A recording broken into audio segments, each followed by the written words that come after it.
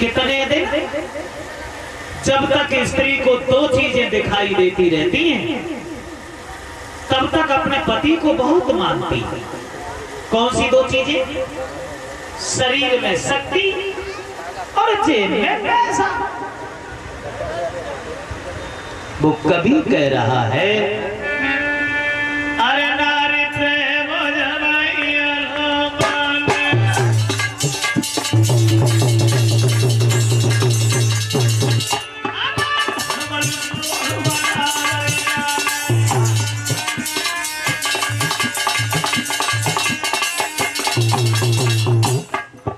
दो चीजें, शरीर में शक्ति और जेब में पैसा। घर घर की बात है, कहीं बाहर से घूम के आओ, यानी पैसा पैदा करके लाओ, और जैसे ही घर में घुसो तो अम्मा मोगाए देखते बहुआ जेब देखते तोने बड़ी सेवा जोने ने जेब ऊंची सी दिखाते रात तोड़े। बिना मांगे रोटी तैयार, बिना मांगे पानी तैयार। रोटी खवाती जाती और अपने मन की खाती जाती। तुम्हें इतने दिन बाद आए, तुम्हें मालूम हमारे कुंडल कवर के टूटे डरे। फिर वही स्त्री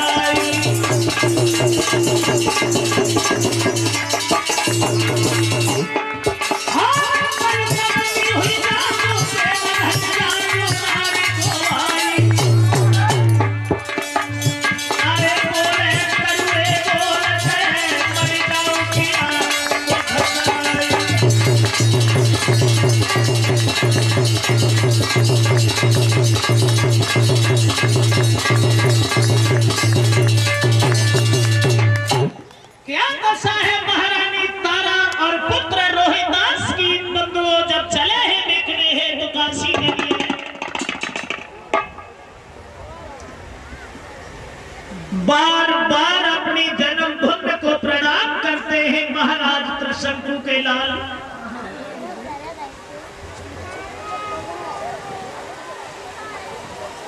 आज इस समय घर छोड़ करके, परिवार से मुख मोड़ करके, सभी लोगों से रिश्ता तोड़ करके आगे को बढ़े हैं। क्या वेशभूषा है उन तीनों प्राणियों की?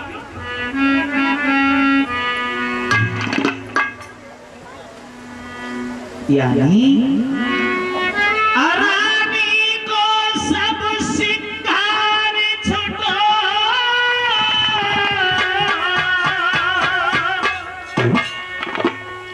केवल एक साड़ी मोटी है।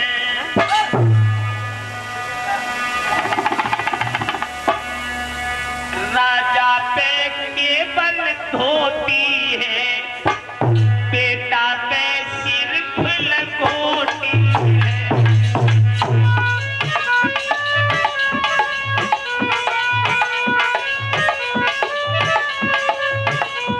पानी की हमें जरूरत ना है, हम खुद ही पानी पानी है।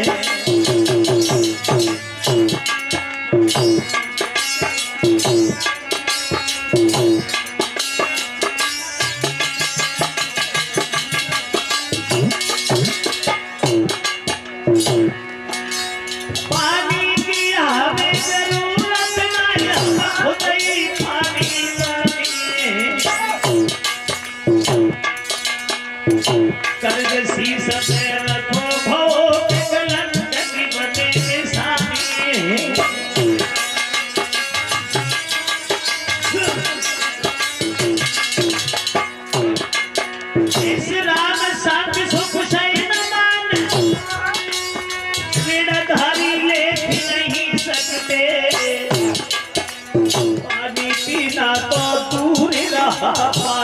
हम देख नहीं सकते।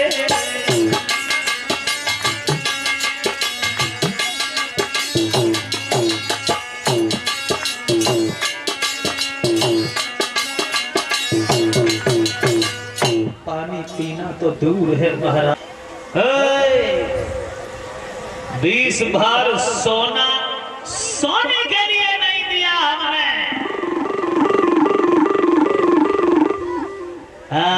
सुबह जल्दी जागो, झाड़ू लेके भागो, काशी की गलियां साफ करके आओगे, उसके बाद तुम्हें खाना मिलेगा और भोजन करने के बाद फिर आराम नहीं। जो भी काम होगा हमारे आदेश के अनुसार होगा। अब खड़े खड़े क्या बातें ही सुनते रहोगे? झाड़ू उठाओ, जाओ। चल रही है काशी की गलियां साफ करने के लिए। वहीं पे हरिश्चंद्र जो लाखों इंसानों पे हुक्म चलाया करते थे, आज मेहतर के कहने से काशी की गलियां साफ करना चाहिए। समय को बदलते कभी देर नहीं लगती है भागवत श्रोताओं। समय न जाने किस मोड़ पे छोड़ के चला जाए ये किसी को नहीं मालूम। समय बड़ा बलवान होता है, कभी किसी का इंतजार नहीं करता है, हवाओं की तरह चलता रहता है। और समय की पहचान न समझने वाला इंसान को जिंदगी भर आंसू बहाता है। नहीं चाहिए दिल दुखाना किसी का, क्योंकि सदा न रहेगा जमाना किसी का। बड़े बड़े बहादुर, बड़े बड़े विद्वान, बड़े बड़े कमजोर पहलवान, अज्ञान विद्वान सब देख लिए, लेकिन किसी के भी जीवन में सदा दिन एक से किसी के न गुजरते देखे, सदा दिन एक से किसी के न गुजरते देखे, इंसान दुनिया में चलते उमरते देखे।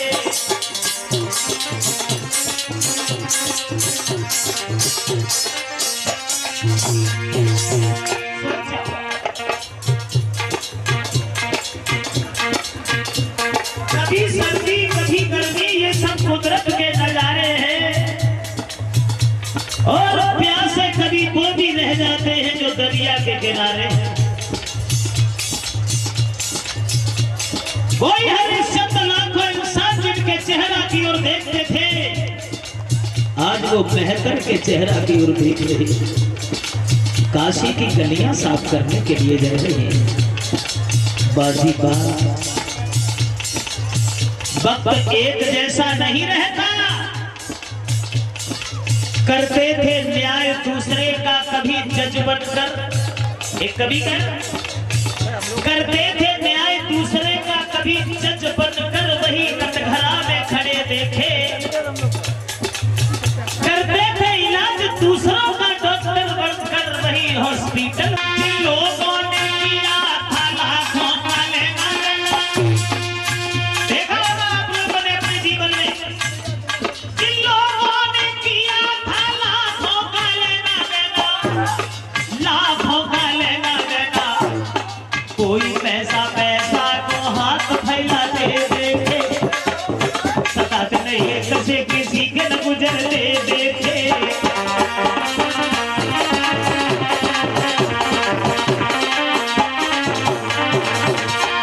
जिन लोगों को मौन भोगा भोजन न भाया कभी, वही लोग सड़कों पे सोना बटोरते देखे, सदा दिन एक से किसी के न गुजरते देखे।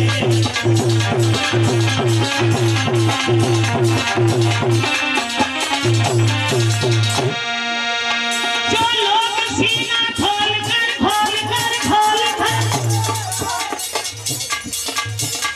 जो लोग सीना खोल कर शेर से नहारे थे, अरे शेर से नहारे, वही लोग हमने अरे भेड़ों से चलते एक से किसी के न गुजरते।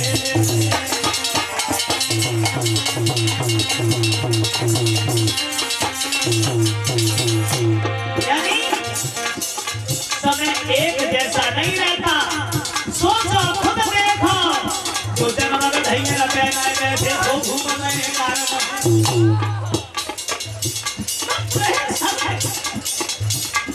और ये समय हर किसी पे आया। एक दिन रावण ने दसौ दिशा जीत लई और एक दिन दसौ शीश पड़े रहे रण में। वो भी रावण का दिन था, दिशा जीत लई, एक दिन दसौ शीश पड़े रहे रण में। एक दिन श्याम सुंदर हो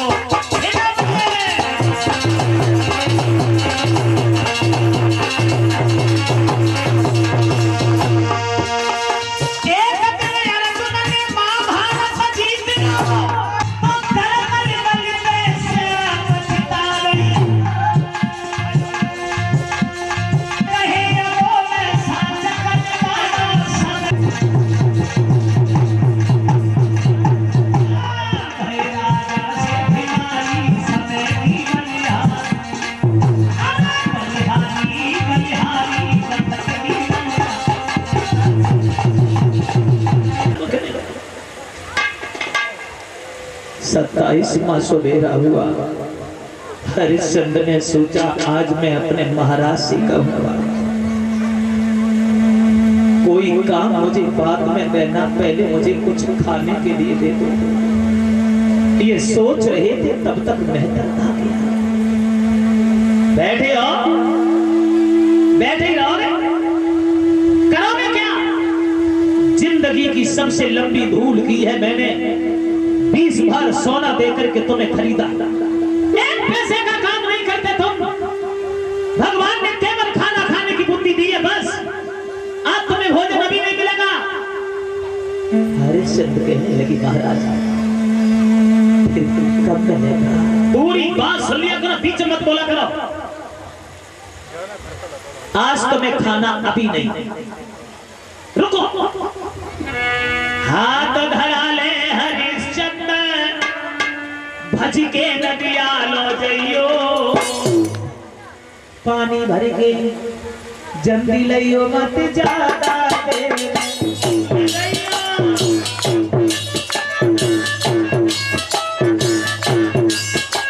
भी ताकत नहीं जो घड़ा भी उठा ले, और कोई इतना भी नहीं है जो मेरे घड़ा को उठवा दे। तब तक क्या देखा, उनकी पत्नी ही आ गई। तारा को देख करके हरिश्चंद्र की हिम्मत बंधने लगी। बाप बाप, बड़ी कृपा है ईश्वर तुम्हारी, हर मुसीबत में मेरी पत्नी ही मिली, और आज भी भगवान ने मेरी पत्नी को ही भेज दिया। अब तो मेरा घड़ा उठ जाएगा। मगर पत्नी पास भी नहीं, दूर खड़ी हो गई।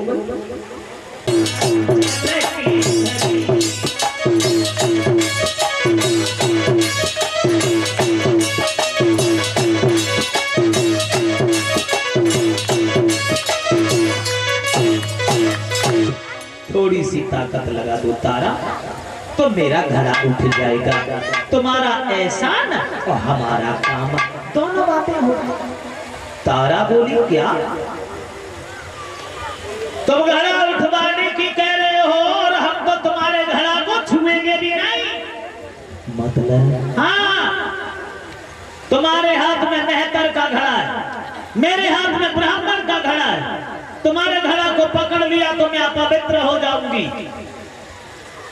हरिश्चंद्र बोले तारा जिंदगी में पहली बार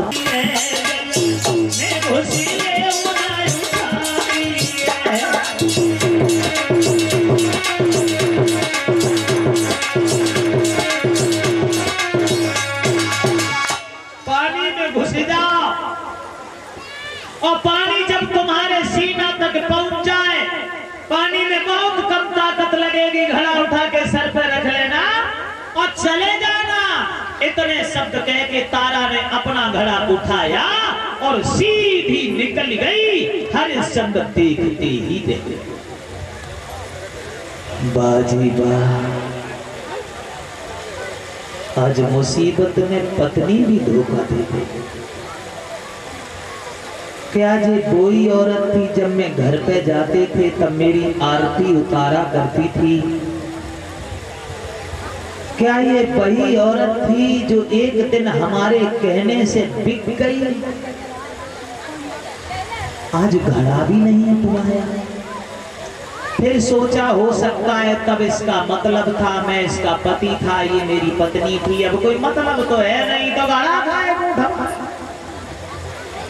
और साथियों, जगत में मतलब को व्यवहार, स्वार्थ बिन कोई बात न पूछे, देखा खूब विचार, जगत में मतलब को व्यवहार। बिना मतलब के कोई किसी की बात नहीं सुनता, और मतलब निकल जाए फिर मुड़ के भी नहीं देखता। बिना मतलब के कोई किसी के पास नहीं जाता, चाहे हितकारी हो, चाहे व्यवहारी हो, चाहे परिवारी हो, चाहे अधिकारी हो, चाहे रिश्तेदारी हो, चाहे सारी हो, चाहे घरवारी हो, बिना मतलब के कोई। पुत्र कमाई करके धन लावे तो माता करती प्यार, पिता कहे ये पूत सपूता, अकलमंद होशियार, जगत में मतलब को व्यवहार। नारी सुंदर वस्त्र आभूषण मांगे बारंबार, जिंदगी भर स्त्री एक ही चीज मांगती है, नारी सुंदर वस्त्र आभूषण मांगे बारंबार, और जो बाको लायक न दे तो फिर मुखड़ा लेते देगा। जगत में मतलब को व्यवहार और कुछ नहीं। हरिश्चंद्र ने जैसे तैसे घड़ा तो उठाया,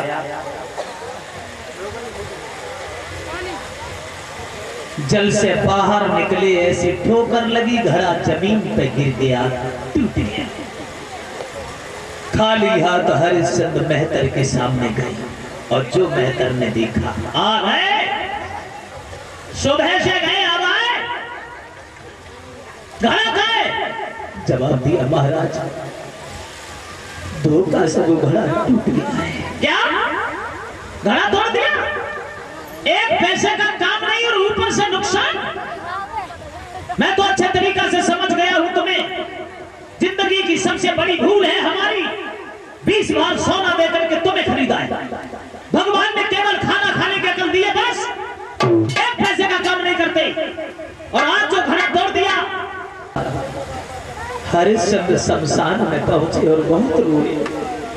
परमेश्वर, कैसी तेरी लीला है, तूने कहां से कहां पहुंचा दिया।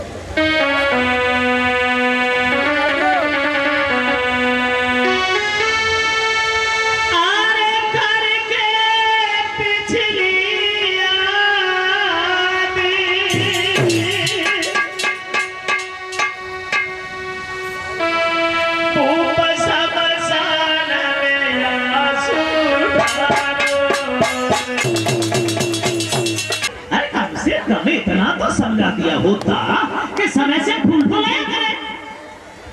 जवाब दिया, बेटा रोहिदास, जाओ फूल ले आओ, महात्मा नाराज हो रहे हैं। देखिए विधि का विधान, परमेश्वर की माया।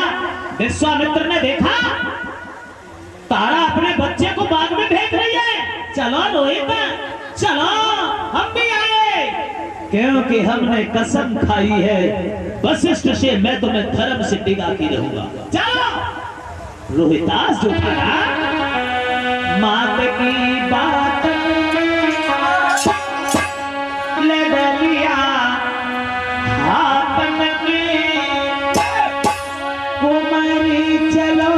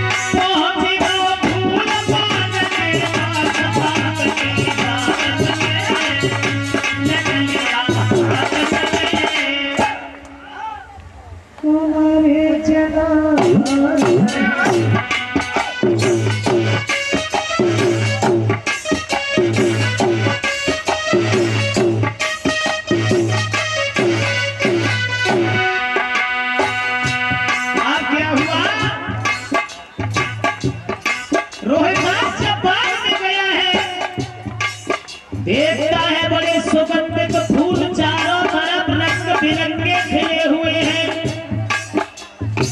मंद मंद समीर चल रही है, सुगंध निकल रही है, जिन पर भंवरे गीत गा रहे हैं। देखा एक बहुत सुंदर बड़ा सा फूल खिला है, इसे ले जाऊंगा। विश्वामित्र बोले जरूर ले जाओ। सांप बन के विश्वामित्र छुप गए वहीं अंदर। जल्दी आ।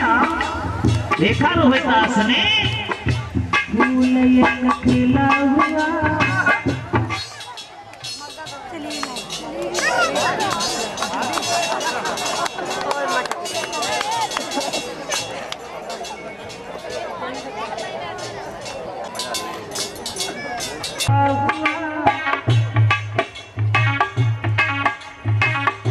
फूल खिला हुआ, तब सिर छुपा हुआ, दिल में तलागी बाजिया।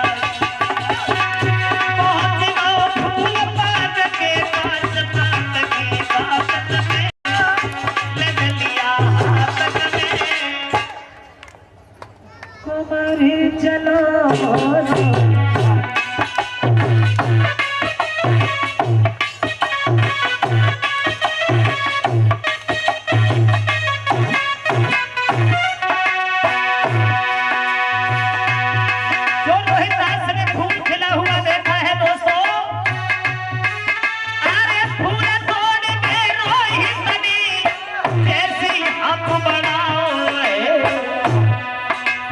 विश्वामित्र ने सांप बन के बंदी उंगली में डस खाओ है।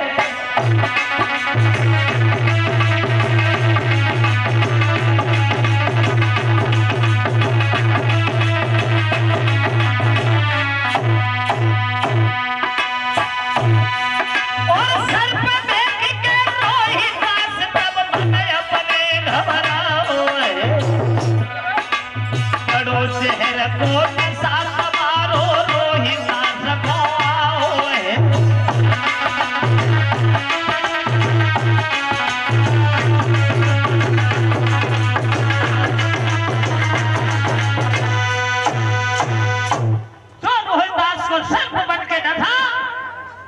रोहिदास बेहोश होकर गिर गया।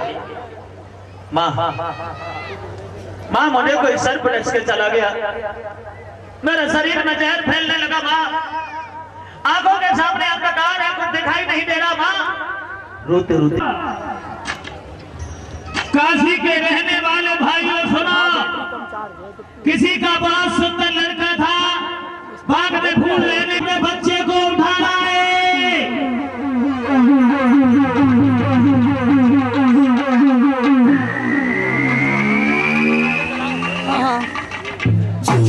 आवाज गूंजी, तारा ने देखा मेरा ही लड़का गया है, भोजन बनाना छोड़ दिया और तारा भागी बाग में पहुंच। जवाब दिया बेटा क्या हो गया?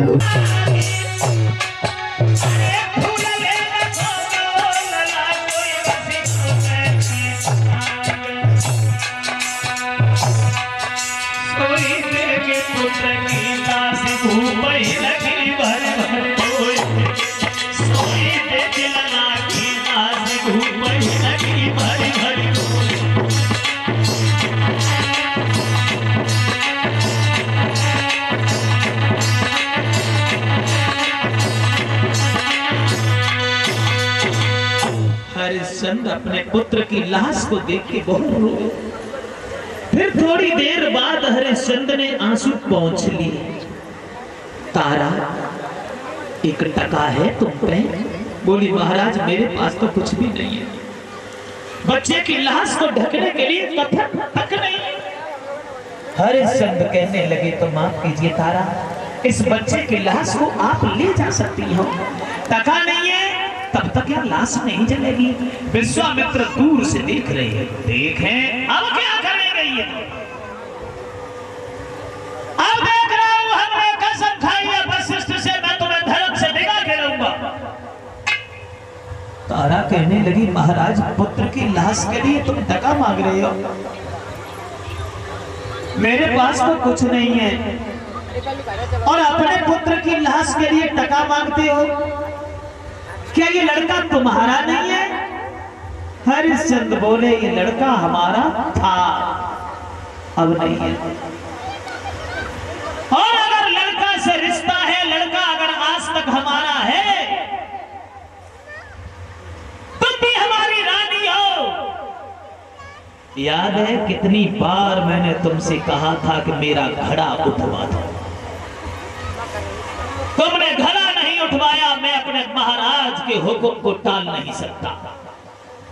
सच एक बात है तारा, तू बिरथा लासी धरे मरघट में रोई रही तारा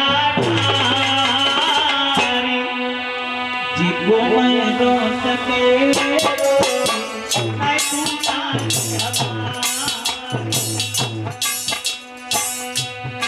कोई रिश्ता नहीं है हमारा तुमसे, और ना ही इस बच्चे से कोई रिश्ता है। याद करो, अरे काशी में जाएंगे के छोटे सब बताते हैं,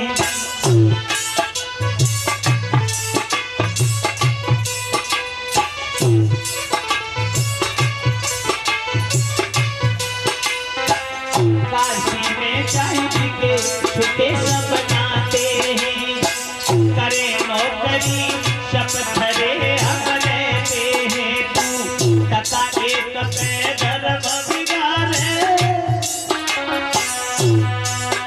अरे टका एक पे धर्म बिगाड़े, एक करते विचार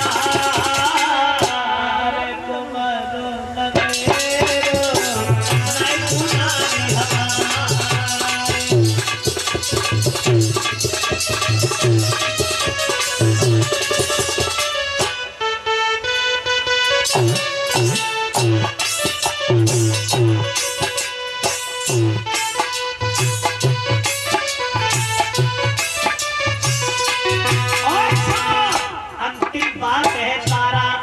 न मैं तुम्हारा पति, न तुम मेरी पत्नी, ना ही मेरा पुत्र है।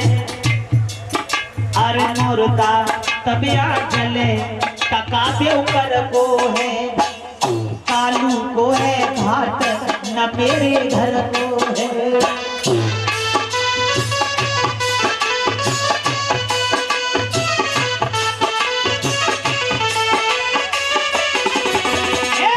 मोरता तबिया जले टका दे ऊपर को है, कालू को है घाट न मेरे घर को है। पीछे करिए बात हाथ में पहले टका निकाली कुमार नगेरो नहीं सुनाई हमारी।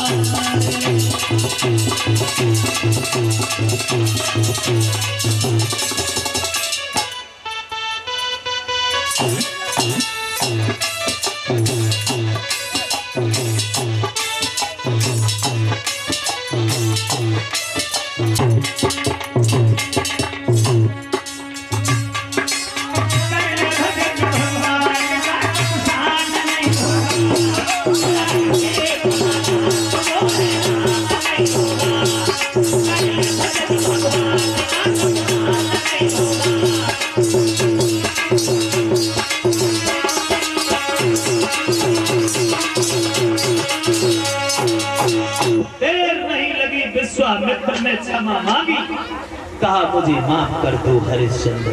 बात करके आवाज लगाई, रोहितास भी उठ के खड़ा हो गया।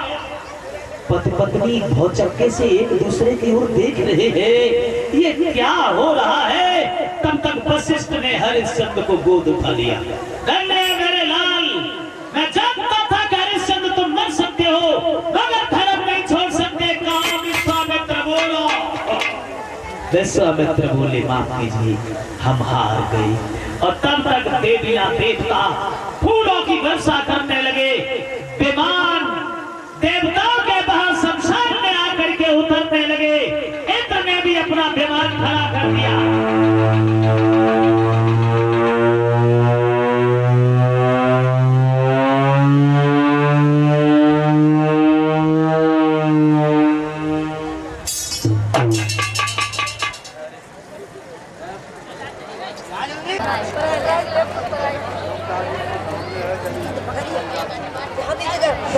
हुआ ऐसा, कॉपी वाली आओ। इंद्र ने क्षमा मांगी और जवाब दिया है, माफ कीजिए हरिश्चंद्र,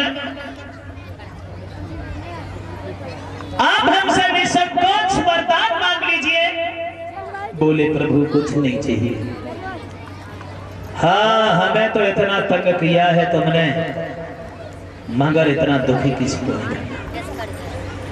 और हे ब्रह्मा देव विश्वामित्र, हमारी इतनी कठिन परीक्षा तुमने ली,